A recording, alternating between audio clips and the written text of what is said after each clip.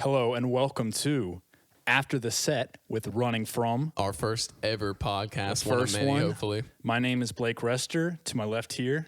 Cole Wilson.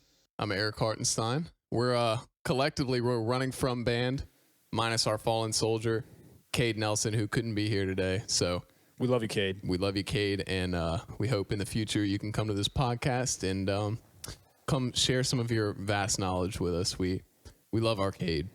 We do. By the way, he's perfectly fine. Our fallen soldier. He just couldn't make it. The Rona hadn't gotten him yet. All right. Yeah. Anyway, so yeah, this is our first episode of After the Set podcast with Running From, where we'll basically this podcast is just kind of about our lives and our life experience and about music, baby. We all love music, We do. So we'll have guests on here in the future to pull in different kind of music producers and who we work with on a daily basis when we're making music, and we'll get into subjects. A lot of stuff about how we make music and our music making process and kind of how we translate that to our live shows, a lot of stuff like that. So it'll be fun. We hope y'all stick around. We hope y'all enjoy it. So I guess we'll get started today. Today we're kind of just using this for the pilot episode. We'll kind of introduce ourselves and talk about how we got started in music a little bit. Because I don't know, we have interesting stories to tell. So Let's go for it. I think so. all right. So let me pull up my email from Mr. Blake Rester here. We're gonna pull up this email here because he sent me his itinerary for the day. All right, so on Blake's email here, we got our episode 1, introduce ourselves and the podcast to y'all. So yeah, here we go. So Blake, why don't you head us off, because you were kind of the first one of us that got started in music. All right. So basically, I have loved music my entire life. I guess I can say it was my parents that influenced my music style. I love old rock and roll. Anything with a guitar, I've always loved. Yeah. No question. And just like every little boy growing up, I wanted a guitar to be a rock star. So I guess around, Obviously. I mean, what other way? I mean, What else would you want to do? yeah, I mean, so I guess it was probably around first or second grade that I asked Santa Claus for my first guitar. And did he bring you one? He brought me a guitar. Holy shit! Wow. He brought me a guitar. It was actually a Walmart brand guitar that was probably about $100. So it was not particularly good. Same. That was my first guitar. But, I messed around with it for about a month after Christmas. Kind of strummed some chords, see what I could do. But like I said, I was in second grade and I had no idea how to play it. So I quickly gave up because, I didn't have a teacher or anybody telling me what to do at the time. But then And I you thought, obviously picked it back up. So when was that? I picked it back up right around the time that Guitar Hero got popular. Yes, dude. Just Which like is probably everybody like- else. It was 2007. I think I was in fifth grade. Was that 2007? I think it was 2007. I'm fact checking you. All right, fact check.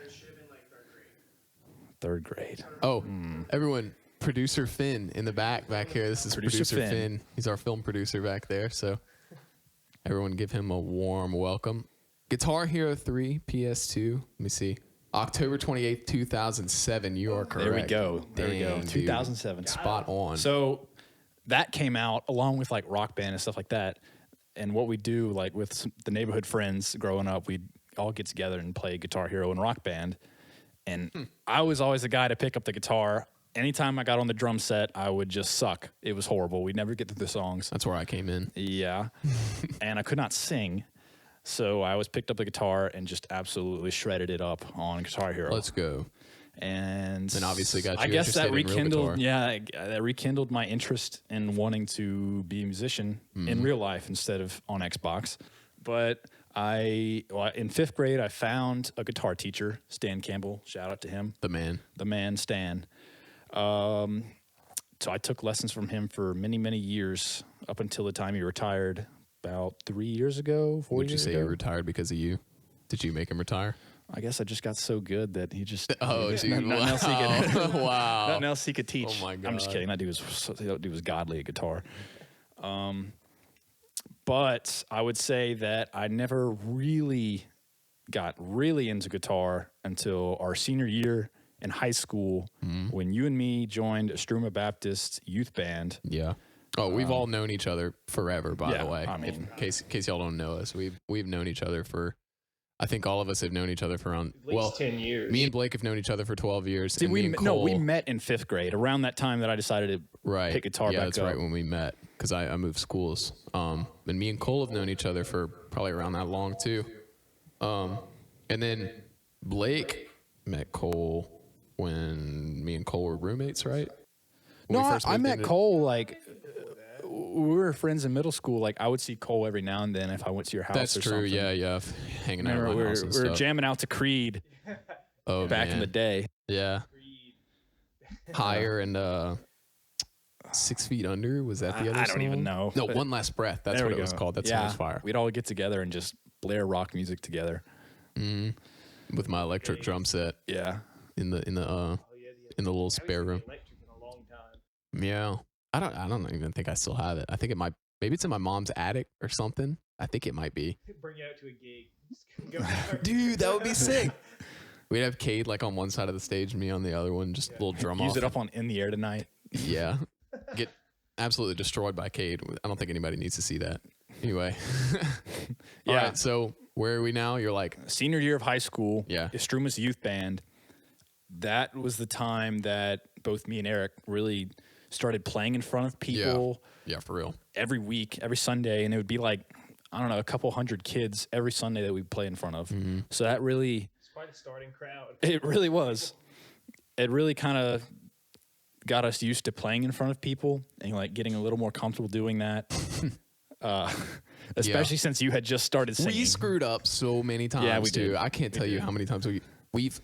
Dude, was that like the first set we played where I started the song and I had my capo on the wrong fret, which if like you play guitar, that's like the ultimate rip in a song. Rest in peace. It's over. I played the entire song with the capo on the wrong thing, and everyone else in the band just like stopped and started looking at me. And you gotta understand, I'd been like I guess the front man or whatever of this band for like a week, and I kind of forced you into it. Would you say? I mean, kind of. I kind of went to you as like, I'll get into that later, but yeah, like whole song, wrong key, had to completely improvise the entire thing, absolute buns, and definition for y'all that you'll hear a lot on this podcast, buns is just like something really bad that happened. A bun is somebody that is just like a fool or some sort of a goof, some sort of goof.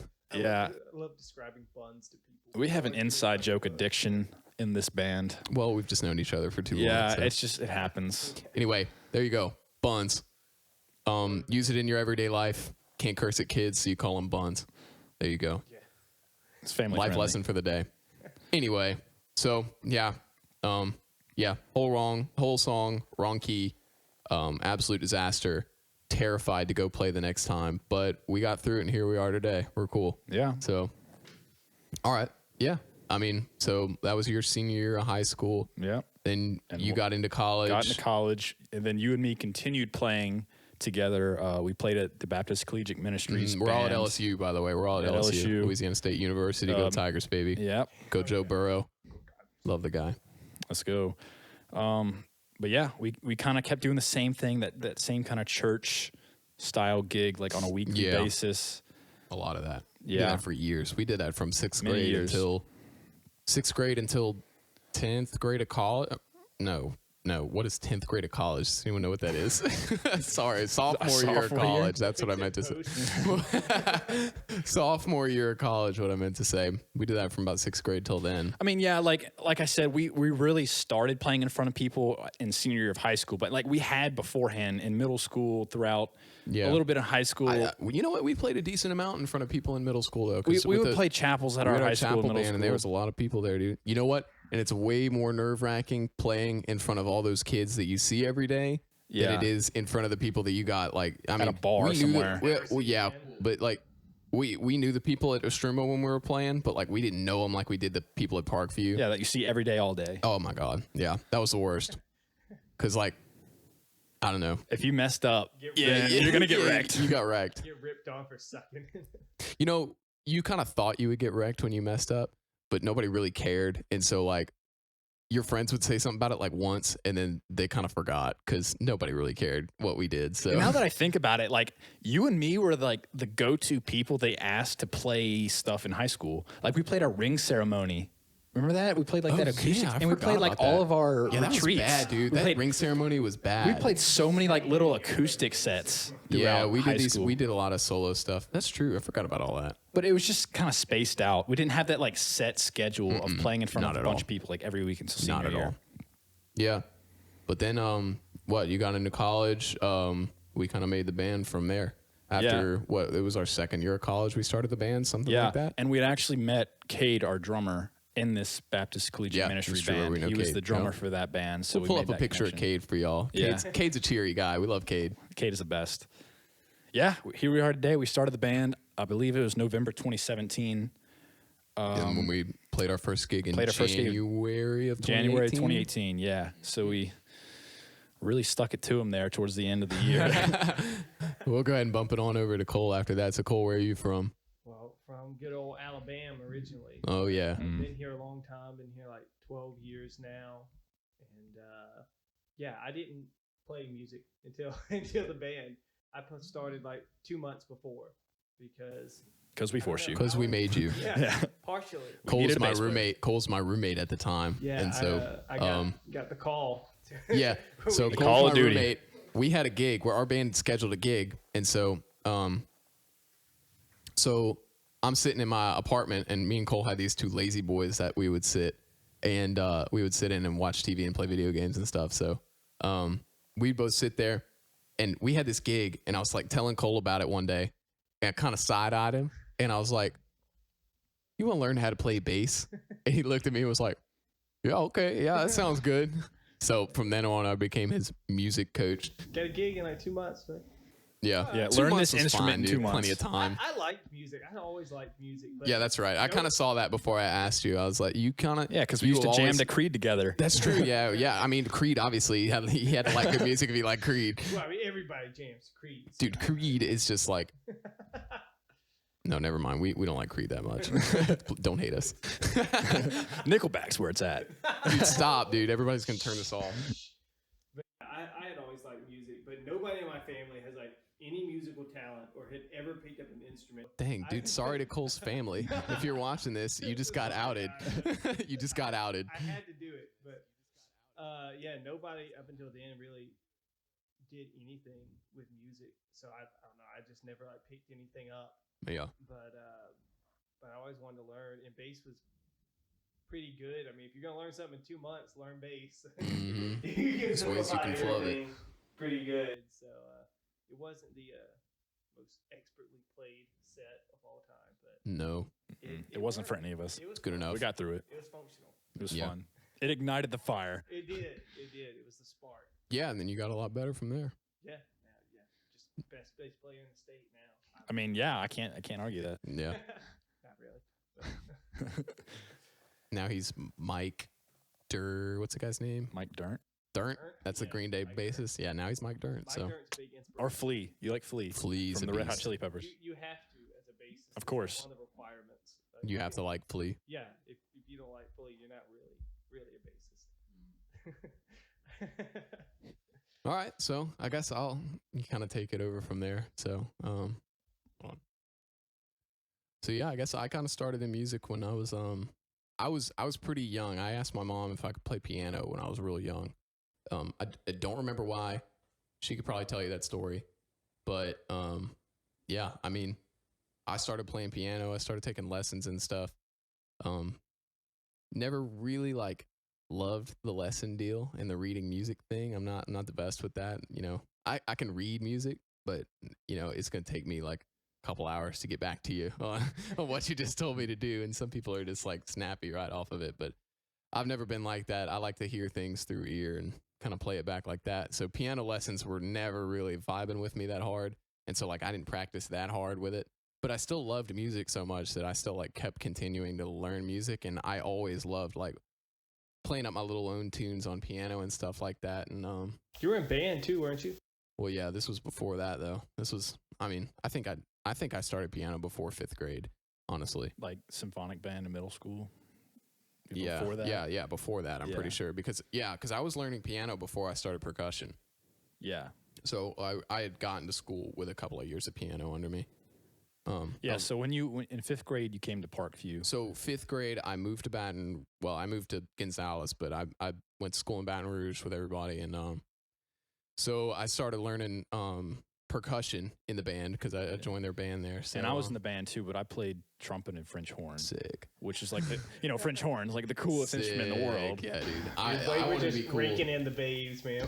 Oh, I wanted to be cool and play drums, but then they stuck us on the xylophone. And I was like, oh yeah, this is really working out. That's an oof. I know it wasn't too far from what I was learning in piano, but I tried trumpet. Trumpet was my number one choice. But really, yeah, I didn't know that. Yeah, trumpet was my number one choice, and then number 2 was drums, and then number 3 was like trombone or something buns like that. No, number 2 was what's the black thing? Clarinet. Clarinet. You don't want that. You want to be Squidward? No, you don't want to be Squidward, man. Number 2 was clarinet, and then number 3's choice was percussion. And they kind of looked at me. They were like, yeah, you should probably play percussion. And I don't know what that was about or what they saw, but Miss Smith, if you're watching this, I want to know. Anyway, so I started playing, xylophone because they told me to play percussion, so I did. I obeyed. But then I ended up loving it and learning how to play drum set through 6th grade and playing through the chapel and just teaching myself drum set and everything. I played through marching band and everything, playing drums. And then all the while was kind of learning like on my own, was kind of learning a little guitar, and then I learned how to sing a little bit. And then Blake was like, hey, we need a singer for our Estruma band. And I was like, well, I guess I can do that. And so I went and tried it out and turned out to like it. I loved being in the front doing all this stuff. Yeah. I still like drumming too, though. Like drumming's nice because you can just kind of chill in the back and not have to do anything. See, guitar, I can chill or I can come up in front singing, with you. I got all the freedom. You have to go whole hog when you're singing, dude. You got to get like everything you got. Or you got to be the energetic front man too. You have to carry the energy because everyone else like is playing instruments and like can't move. You look like I'm playing instruments. Y'all gotta move, bro. I can move, dude. I got hops on stage. Yeah, you do a mad hops. There's some pictures on there with some mad hops. It's all those calf raises you've been doing. Yeah, dude, and the squats. Yeah, and the squats. Mad squats. Yeah. Gotta get swole.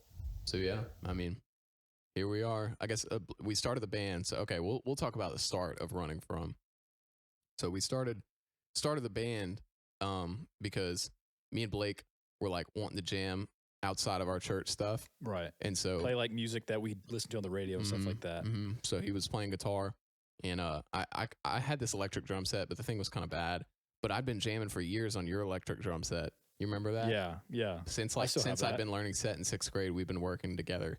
Just playing music and kind of, I don't know, inadvertently getting time under our belts as like a duo in writing and stuff like that, because we just had similar taste in music and stuff and influenced each other, and really like became like, say Blake went on a spurt where he was just practicing a ton of guitar and got like filthy at guitar. I was like, dang, I'm kind of buns at drums now. And I would like kind of up my drums, and then it was both of us challenging each other in music through that, which was fun too. And we, it worked out well. I mean, and now when we write, it's like really synonymous. And then I think it was sophomore year of college, you went out and actually bought a real drum set. Yeah. So that's when me and Blake wanted to jam, so I bought a real drum set. He finally bit the bullet and did it. Oh my God. Yeah. Oh yeah, there it is back there. Yeah, back there. But yeah, so I'll tell that story. So I was on eBay and I wanted a cheap drum set because I was in college and didn't have any money. I'm still in college and don't have any money. But so I start surfing eBay and trying to find the cheapest thing I can find. And I see this vintage 1980s Pearl drum set. And I was like, hell yeah, book it, send it to me. Let's go. I like bought it on the spot. It was like $380, I think, or like $400, something like that, which was like just cheap. And the picture had like all these cymbals and snare drums and stands and just everything you could ask for in a drum set. And so I was like, sweet, dude, book it. Let's go. Bring it to me. So the box comes in. I'm all hyped to open it and get all my stuff. And I'm like, dang, that box is a lot smaller than I thought it would be. Like, there's a whole drum set in there. There wasn't a whole drum set in there. There was a couple of wood rings and I go look on the eBay thing and it says Pearl Shell Pack. And I didn't know what a shell pack was. I thought it was just like, I don't know, a drum set. The picture had a drum set on it, bro. I mean, I personally think I should have gotten my money back, you know, but Suing for false advertising. eBay didn't agree because it specifically said picture does not include all items or whatever. Gotta watch out for it. Fine print. Yeah, I got hit with the fine print hard. So I invested a lot more than I wanted to in my drum set. But it did influence me to get better at drums. I'm still buns at drums, but I got a little better through that. So then Cade came along and was just like, He saved us. he was like, he looked at me and he pointed at me and he said, "You're bad." He didn't do that. Cade's too nice. Cade's a nice guy. He wouldn't do that to me. But he said it with his eyes. He was thinking. So yeah, you're basically your first big musical purchase kind of bit you in the butt there. As Kind of does like all musical instruments. kind of like my big first music purchase was that amp from The Mesa. the Mesa that we used at church at Estruma that to this day I believe is cursed. I had so many problems with that amp that year. Did you get rid of it? I did not get rid of it. If anybody wants to buy it, I'll sell it to you. But I mean, it broke so many times during that span playing at Estruma, like 3 or 4 times in a year. And I'd have to ship it back to California because like nobody here works on it. Back to the so I have to factory. ship it back to the factory in California. And one of the times on the way back here, it got derailed. Like in the train it was on, derailed somehow. Remember that. Yeah, but even though the train crashed, the Mesa amp was fine. Didn't have a scratch on it. So I really think it just had got bad juju on it or something. I don't mess with it. Yeah, that thing. So you might Kinda want to buy sketch. a cursed amp. Yeah, I'll sell it to you.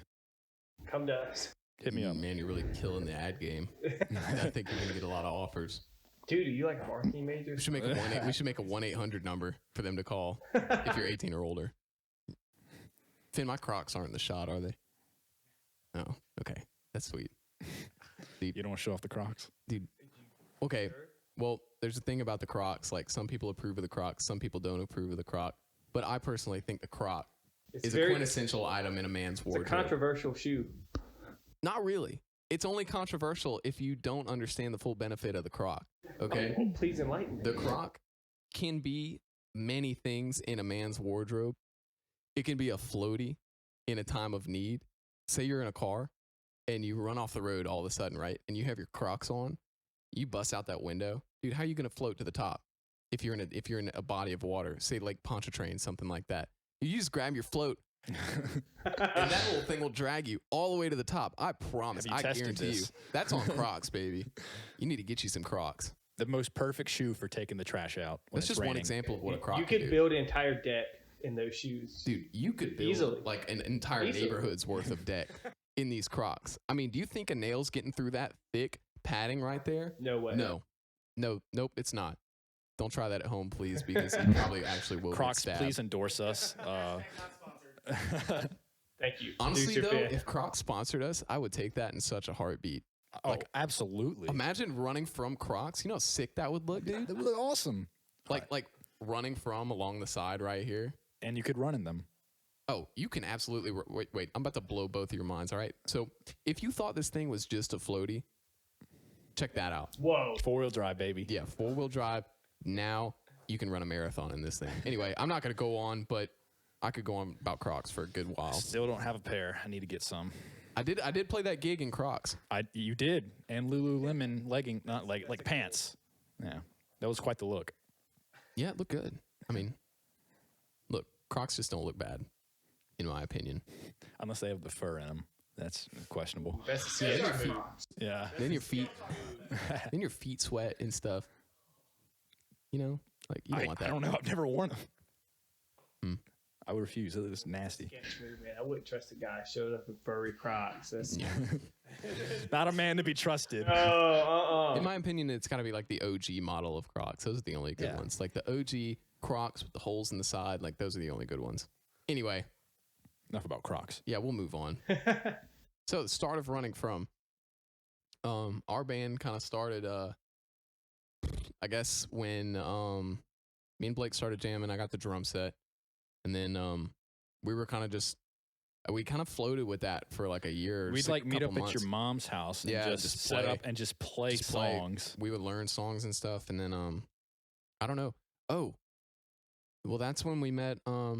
We used to have a singer, Chris, and that's when we met him. And so that's when we kind of finally had our group together where we could go play places. Because I played drums, Blake played guitar, Chris could sing, and then we knew a guy named Mark from the BCM band that was playing bass with us at the time. And so that's when we kind of started searching for gigs or whatever. And I got on Facebook and messaged this place, Phil Brady's, that's around Baton Rouge, this super old place that's been around forever. Yeah. Some of the OGs had played at, yeah. And so I hit this guy up and was like, can we get a gig? We're trying to start out. And he was like, yeah. And I freaked. I think he was just super excited that young people wanted to come to his bar. I think so.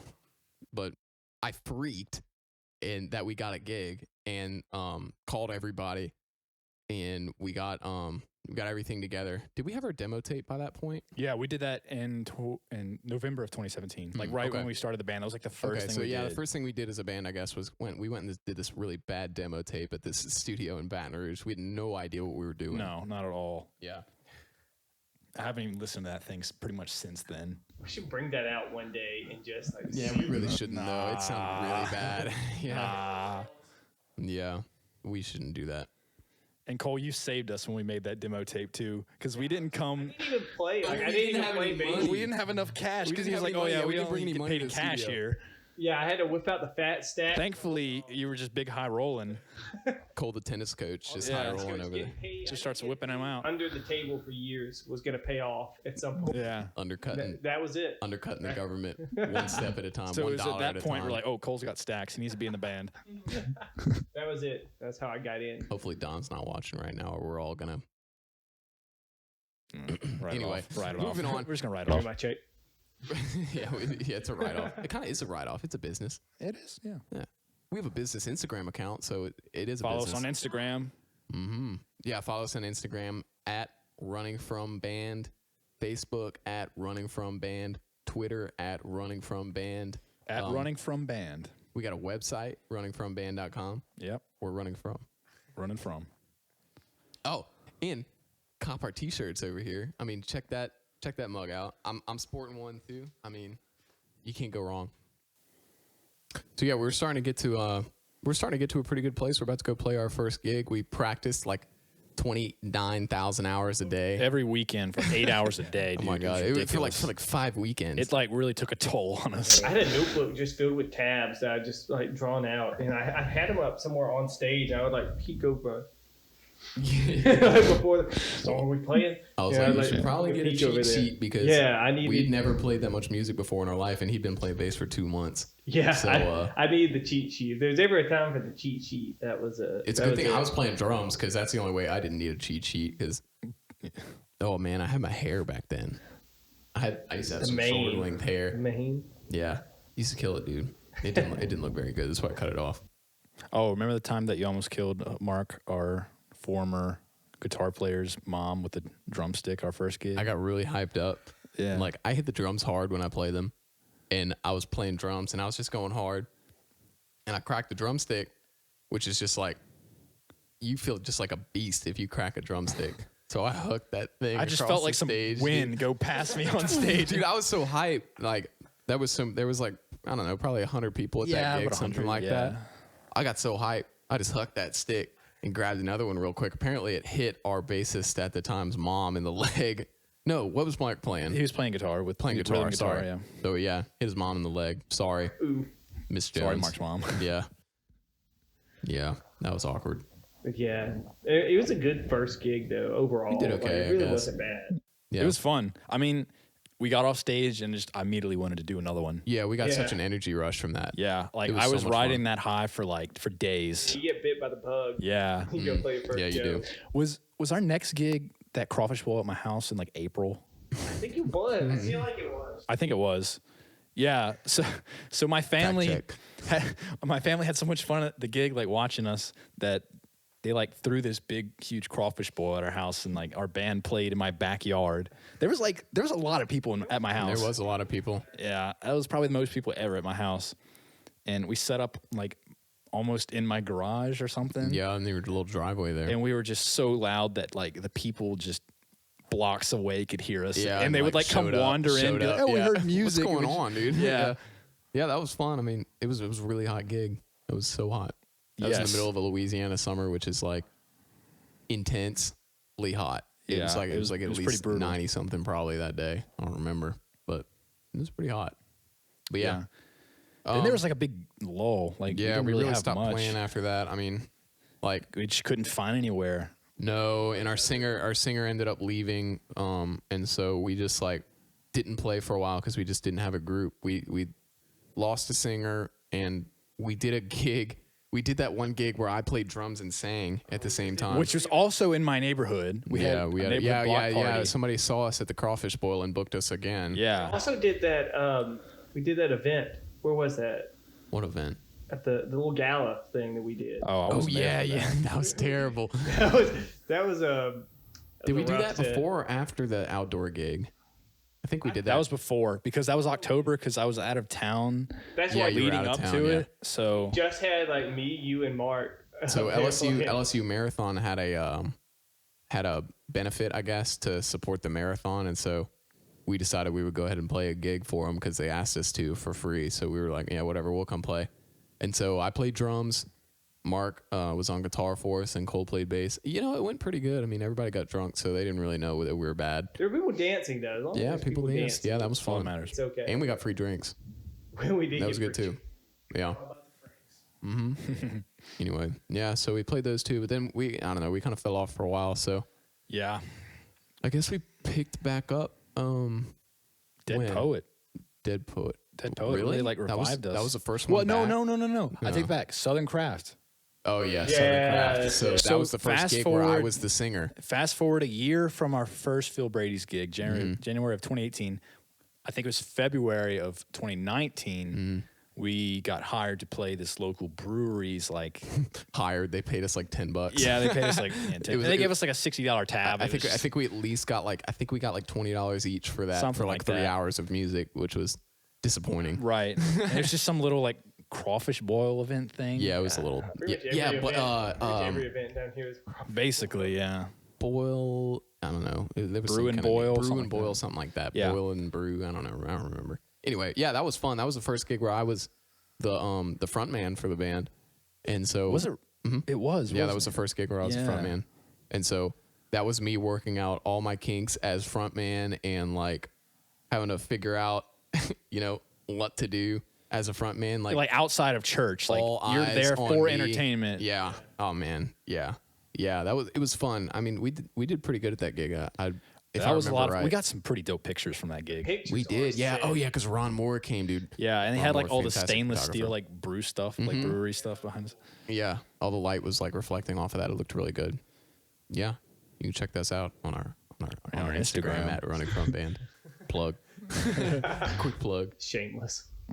Yeah, I'm shameless about the plug. I mean, you got to promote yourself. I mean, you got to follow us on Instagram. You got to brand yourself. You got to promote yourself today. That's why we're doing this podcast to begin with. Is A, because we can't play gigs, and B, to promote ourselves. Yeah, this is what happens when we get bored during the quarantine. We just come up with ideas like this. We got bored, but we should have done this a while ago. We should have. This was a good idea. Yeah, it's a good way to get your name out there and everything. So we're happy we're here. We're happy that y'all are here watching and everything. So we appreciate where we ended up after all this craziness and the coronavirus and everything like that going on. I mean, we're happy we're here, still able to make content for y'all and show up.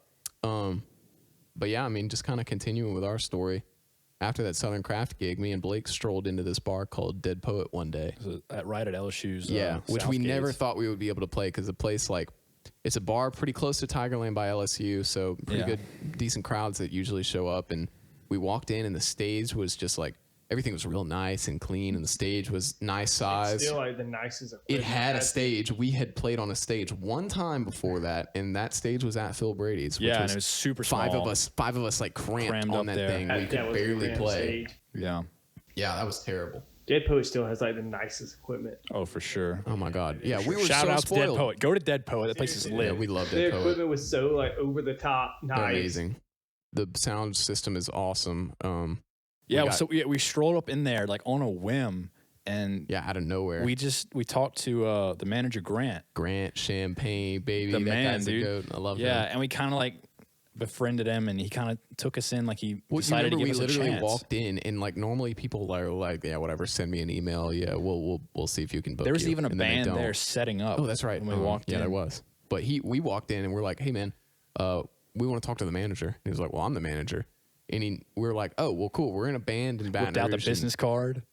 Did I whip out the Yeah, business we had card? business cards. Yeah, we have business cards, baby. But he was sitting there looking at us, and I was like, yeah, we have a band in Baton Rouge. You know, we're local. We want to play here. He kind of like head checked us, looked us up and down, and was like, yeah, okay. We were just like, what? Like, that never happens. That does not doesn't happen. ever.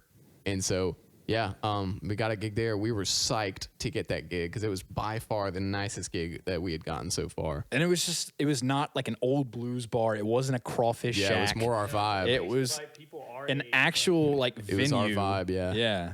Yeah, Yeah, we so- had to update the set list for that. Yeah, we did. That's true. We'd been playing for older crowds, so we had all the classics playing. We had to throw in a bunch of Throw in Green some Day bangers. and- yeah, some killers. bangers, dude. You have to throw in Killers. the bangers, man. The 90s bangers. Yeah.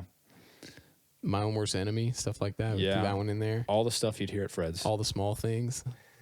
Fantastic songs. But yeah, we got all that going. And you know, from then on, we've just been playing a freaking ton of gigs at Dead Poet until Play a all lot this there. happened. Yeah. A lot of Dead Poet. Played a couple at Phil Brady's. And you know, kind of just trying to work our way up from there. I mean, we're working a lot on our own music now, more than we ever have. Yeah. You know, we making some awesome headway with our music. That's one of the good things about the quarantine, man. I mean, you can just Oh my god, sit yeah! down and I've just been sitting there grind. grinding, Yeah. writing music. Yeah, I've lots of never music. been like more confident in like our own songs for than sure. now. Like yeah, it's been great. It's been really awesome to be able to write.